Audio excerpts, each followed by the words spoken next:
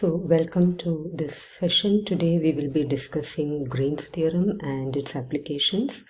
We will also be doing a few problems on this. So let's get started. What is Green's theorem? Let R be a closed region in the xy plane bounded by a simple closed curve C.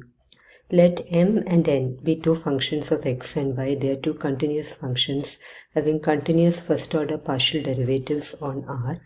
Then integral over the closed curve C m dx plus n dy is double integral over R, partial derivative of n with respect to x minus partial derivative of m with respect to y. So what is it? Integral over C m dx plus n dy is double integral over nx minus my. So we'll start with a few problems. Verify Green's theorem for integral over C 3x squared minus 8y squared dx plus 4y minus 6xy dy, where C is the boundary of the region enclosed by y equal to root x and y equal to x squared. So this is the curve y equal to root x, x squared equal to y, and this is the curve y equal to x squared. So if we go from 0 to 1 and 1 to 0, the orientation is shown. So first we will find the points of intersection of the two curves. And how do we find it? Just solve simultaneously.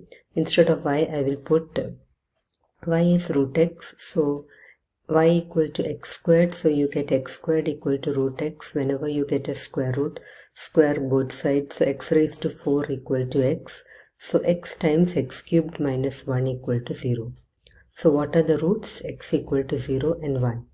When x is 0, y is 1, if you substitute here.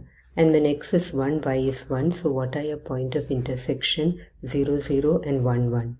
So we'll keep coming back to this figure.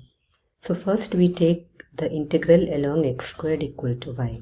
So along x squared equal to y, when you differentiate 2x dx equal to dy. So integral 0 to 1, because x is from 0 to 1. What is your m? M is 3x squared minus 8y squared. So it becomes 3x squared minus 8x raised to 4 dx plus 4y.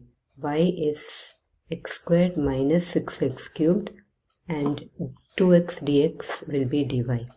So this dy will become 2x dx. And you can simplify this and write it as 3x squared minus 8x raised to 4 plus 4x cubed. We are just taking the terms in x squared together. 3x squared minus 8x raised to 4 plus 4x squared minus 6x cubed. It will be integral 0 to 1 3x squared minus 8x raised to 4. And when you multiply this, you will get 8x cubed minus 12x raised to 4 dx.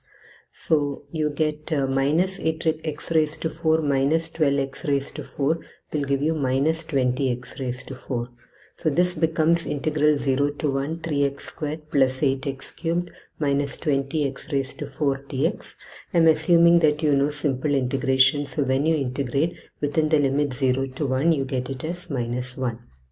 Now we come to the curve y equal to root x. So going back to the figure, this is the curve y equal to root x over here. And we have y squared equal to x when you square it. So what will be the derivative? We have 2y dy equal to dx. Now you will have integral 1 to 0, because if you are integrating with respect to y goes from 1 to 0. So it will be integral 1 to 0. And your m is, what is your m? M is 3x squared minus 8y squared. We are converting everything to y to x, so it becomes 3x squared minus, this is your m, integral 1 to 0 3x squared minus 8y squared dx plus, and this is your n, 4y minus 6xy dy. So you're putting x as y squared. So x squared will be y raised to 4, 3y raised to 4 minus 8y squared, dx is 2y dy plus 4y minus 6, x is y squared. So x into y will give you y cubed dy. We are integrating everything with respect to y. So when you open the bracket, you get integral 1 to 0. This will give you 6y raised to 5 minus 16y cubed plus 4y minus 6y cubed dy. So when you simplify, you get integral 1 to 0 This will give you 4y minus 16y cubed minus 6y cubed is minus 22y cubed plus 6y raised to 5 dy. Again integrating, you will get the answer as 5 by 2, and I call this as 2, and 1. What was 1? 1 was the integral over the first curve. So from 1 and 2, integral over c m dx plus n dy will be 1 was minus 1, so it will be minus 1 plus 5 by 2, which is 3 by 2. Now coming to the RHS, double integral over r nx minus my. So this is integral now using multivariable calculus, left limit to right limit, x equal to 0 to 1, bottom curve to top curve. Bottom curve is y equal to x squared to y equal to root x, so it will be y equal to x squared to root x nx minus my. Nx, partial derivative of n with respect to x is minus 6y, my, partial derivative of m with respect to y is minus 16y, so nx minus my will give you minus 6y plus 16y, which is 10y dy dx. So integrating, first we integrate with respect to y, so we get 10y squared by 2 within the limits y equal to x squared to root x. That will be 5 times integral x equal to 0 to 1. This is when you substitute, you get x by 2. The 2 gets cancelled and you get 5 here, and you get x minus x squared. When you substitute, you get x raised to 4 dx. So again integrating, you get it as 3 by 2, and note that your LHS was also 3 by 2. So in this case, Green's theorem is verified. Now coming to the second question, verify Green's theorem for integral over c x squared plus y squared dx plus 3x squared y dy, where c is the curve x squared plus y squared equal to 4 traced in the positive sense. That's in the anti-clockwise direction. So parametric equations of the circle are x equal to 2 cos theta, y equal to 2 sin theta. Theta lies between 0 and 2 pi. So integral over c m dx plus n dy will be integral 0 to 2 pi. If I put x as 2 cos theta, coming back to your function x squared plus y squared will give you 4 sin squared theta plus 4 cos squared theta, dx is minus 2 sin theta d theta, and 0 to pi, what is your y? Y is 3x squared y. So it will give you 3x squared will give you 4 cos squared theta, 2 sin theta, and dy will be 2 cos theta d theta. So this will be integral 0 to 2 pi. This is 4 into 2 minus 8 sin theta plus 12 into 2 into 2, 48 cos cube theta sin theta d theta. So this will be, when you integrate this, you get 8. Integral of sin theta is minus cos theta, so the minus sign goes within the limit 0 to 2 pi.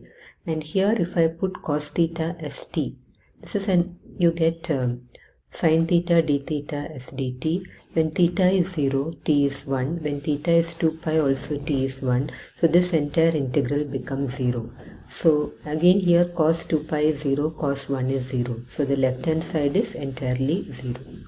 What about the right hand side? Double integral over r nx minus my dx dy. N is 3x squared y, so nx will be 6xy. M is x squared plus y squared, so my will be 2y.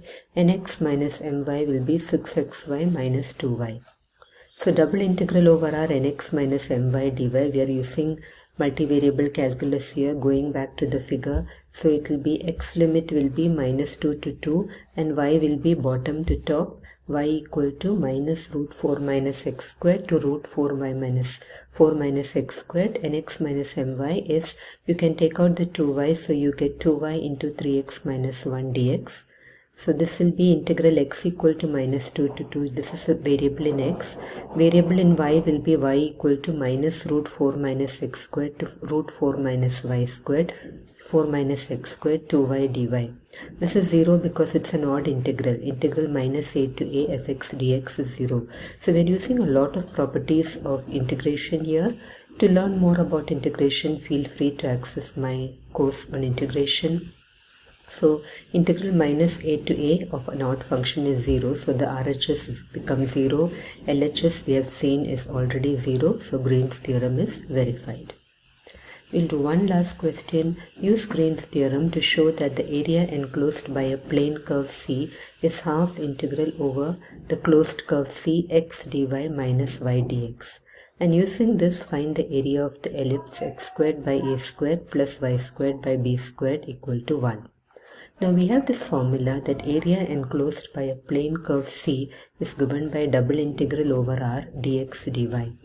Now, so if m is minus y by 2 and n is x by 2, in that case nx minus my will be half minus minus half, which is 1. So by Green's theorem, what do we have? Integral over the closed curve C m dx plus n dy is double integral over the region r nx minus my dx dy. So from 1, if I take m as minus y by 2 and n as x by 2, integral over C minus y by 2 dx, I'm substituting m as minus y by 2, n as x by 2, it becomes double integral over r, nx minus my is 1, dx dy. This is the area enclosed by a plane curve, and this is nothing but half integral over C x dy minus y dx. That completes the first part of the question. Use Green's theorem to show that the area enclosed by a plane curve C is this. Now we will use this to find the area of the ellipse. Now for an ellipse, x squared by a squared plus y squared by b squared equal to 1. What are the parametric equations? X equal to a cos theta, y equal to b sin theta, where theta lies between 0 and 2 pi. So dx will be minus a sin theta d theta, dy will be b cos theta d theta, and substituting in 2, that is, this is your equation 2, we get half integral over C x dy minus y dx equal to double integral over r dx dy. This is the area. This is the Green's theorem. So your area will be half integral 0 to 2 pi, x is a cos theta, and dy will be b sin theta plus minus y. So y is b sin theta and dx is minus a sin theta. So it becomes plus a sin theta. Note that dy is b cos theta.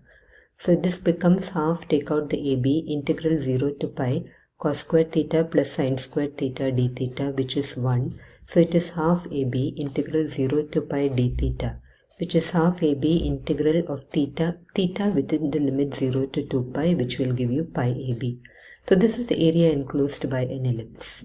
So we have learned the basic idea behind Green's theorem and how to verify it in parametric equations and in other form along tracing of a curve. So thank you.